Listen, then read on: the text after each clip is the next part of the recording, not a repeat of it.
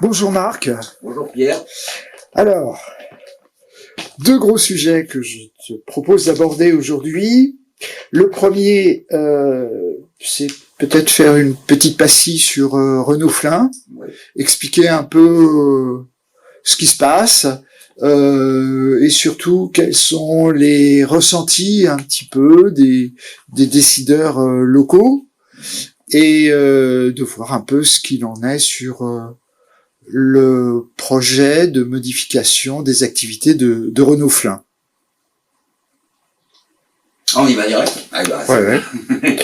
Non, tu sais qu'on avait lancé Enfin, ça fait un moment qu'on intervient sur Flin, mais pour aller vite dans les derniers temps, on avait lancé une pétition pour que la Flamingo électrique soit produite à Flin, puisqu'en fait c'est ce qu'on avait promis.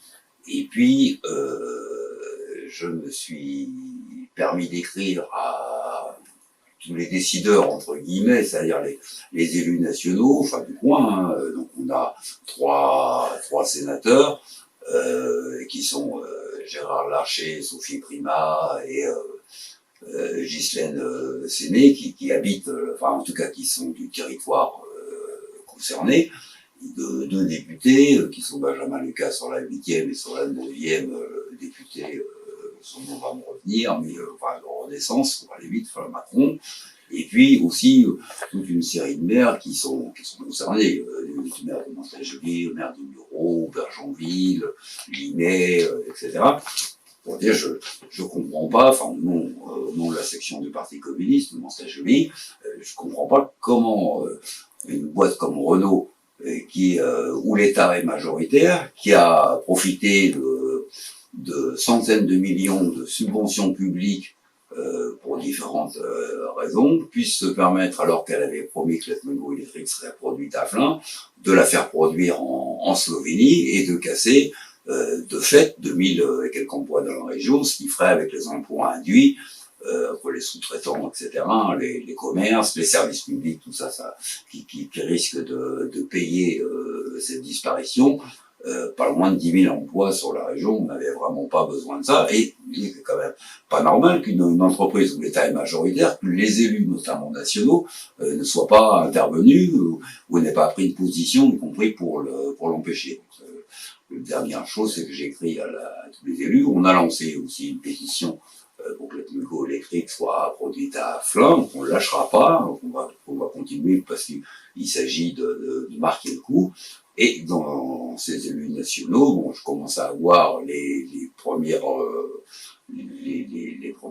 Je trouve que c'est pas mal parce que on a notamment dans les deux sénateurs, les Républicains là, qui ont répondu, dont Gérard Larcher, qui est quand même le deuxième personnage de l'État, président du Sénat, et qui, même si je suis pas d'accord avec ce qu'il raconte, hein, qui en gros, c'est aussi une question de respect des citoyens qui me répond, me répond et donc répond au communiste de Mantes-la-Jolie pour dire qu'il partageait, pour aller vite, notre inquiétude, même si derrière, il dit que tous les élus sont mobilisés pour industrialiser le site, etc., en mélangeant un peu tout, c'est-à-dire qu'il annonce 40 000 véhicules d'occasion produits en s'appuyant sur Flins, sauf que les 40 000 véhicules produits, c'est sur l'ensemble de Renault, y compris dans le monde, ça ne veut pas dire grand-chose, et ça changera pas grand-chose, mais au moins le débat est lancé. J'ai été contacté aussi par Ghislaine Séné, la sénatrice, qui a fait une intervention de question orale au Sénat à Bruno Le Maire, que c'était intéressant, et en tout cas que ça commence un petit peu à bouger, qu'on va pas se laisser faire, que le débat il est lancé, notamment quand on regarde les réponses de Bruno Le Maire, c'est complètement scandaleux. Bruno Le Maire, parce qu'en gros on lui pose la question de comment ça se fait qu'avec tous les fonds publics qu'on a versés à Renault, la nouvelle Flamingo électrique va être produite en Slovénie et pas à Flins. Et Bruno Le Maire dit qu'il faut des conditions de compétitivité pour Renault, donc baisser des salaires plus bas en Slovénie, soi-disant pour défendre l'emploi en France, ce qui est complètement ahurissant comme démarche de part d'un ministre.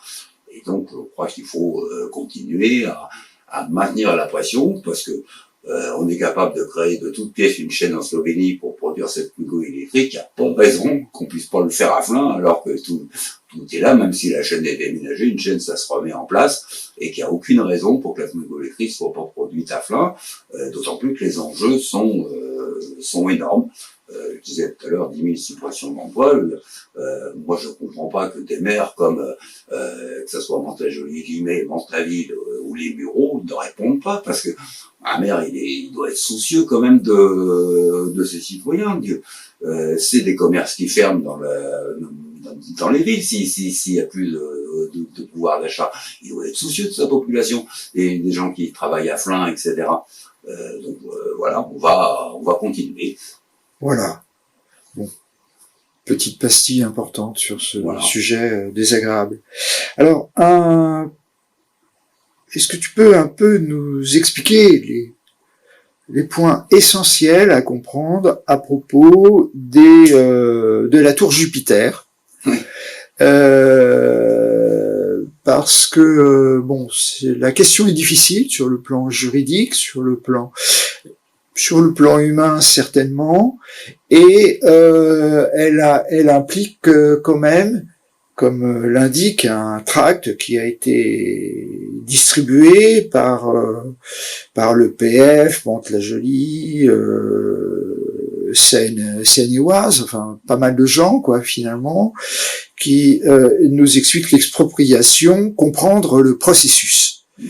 Alors, derrière cette explication de la définition de l'expropriation, quels sont les points importants, enfin qui te paraissent importants sur ce type d'expropriation dans l'évolution de l'urbanisme d'une ville, en fait? Oui, ben ça c'est un petit peu la poursuite, parce que ça rentre dans un truc un peu plus général, un projet un peu plus général qui est l'île Ronsard, et plus généralement toute une partie du Val-Fouré, qui est en fait de casser, beaucoup casser. Je pense 2 écoles l'école maternelle et l'école élémentaire dans le quartier des musiciens, l'école des anémones pour créer une grosse école, le déménagement du Chaplin que tu connais bien, et en gros de faire un peu le vide dans cette affaire à coup de fonds publics. Dans cette hypothèse-là, il y a un certain nombre de destructions encore prévues, notamment de logements, dont la tour Jupiter, qui est un cas un peu particulier, parce que la tour Jupiter, c'est pas un bailleur social, ce sont des copropriétaires, en fait, qui ont acheté leur logement, et un peu l'hérésie de tout ça. Parce que, quand même, on se cache derrière, alors, il y a eu une enquête publique pour la petite histoire, une enquête publique qui s'est terminée fin mars, je crois, qui se termine fin mars. 3 jours après, c'est pas un tract que tu reçois, c'est une lettre signée par la GEPSO, l'établissement public foncier, la mairie de Mantes-la-Jolie, parce que tout le monde est dedans, et qui indique aux propriétaires comment va se passer leur expropriation. 3 jours après la fin de l'enquête publique, alors qu'elle n'est même pas dépouillée, même pas encore d'ailleurs.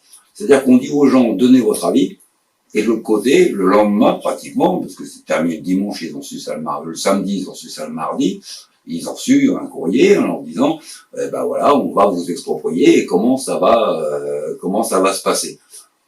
Faut savoir que les conditions sont complètement scandaleuses, parce que on propose, par exemple, pour un D4, un F4, de racheter leur logement entre 70 000 et 80 000 euros. Déjà pour ceux qui ont fini de payer leur crédit par rapport au logement, ça suffit pas déjà pour se reloger ni au Val-Fouré ni ailleurs. Je te raconte pas pour ceux qui ont encore des crédits à payer, c'est-à-dire que ça va même pas solder le crédit qu'ils ont à payer, et surtout le non-respect, des gens.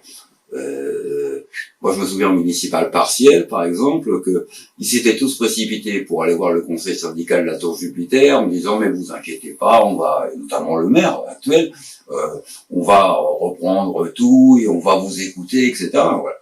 L'aboutissement, c'est enquête publique, 3 jours après, on envoie un courrier en disant, vous allez être exproprié, comment on va faire, et de toute façon, vous n'avez pas d'autres moyens, soit vous vendez au prix qu'on vous donne, soit on va vous exproprier. Voilà, je crois que ça c'est important. Alors, petite cerise sur le gâteau quand même, ces propriétaires. La GEPSO, tu sais, elle a augmenté, a créé une nouvelle taxe foncière. Or, la GEPSO participe au financement, c'est-à-dire qu'on a demandé aux propriétaires une taxe foncière plus importante qu'ils ont payée pour financer leur propre expropriation.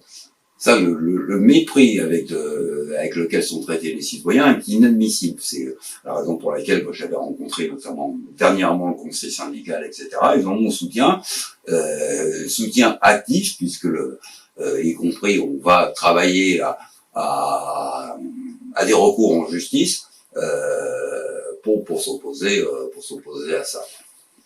Voilà. Voilà. Bah écoute, merci de ces explications Bah, qui indiquent quand même un problème un peu désagréable. À la prochaine. À la prochaine. Au revoir. Au revoir. Bon.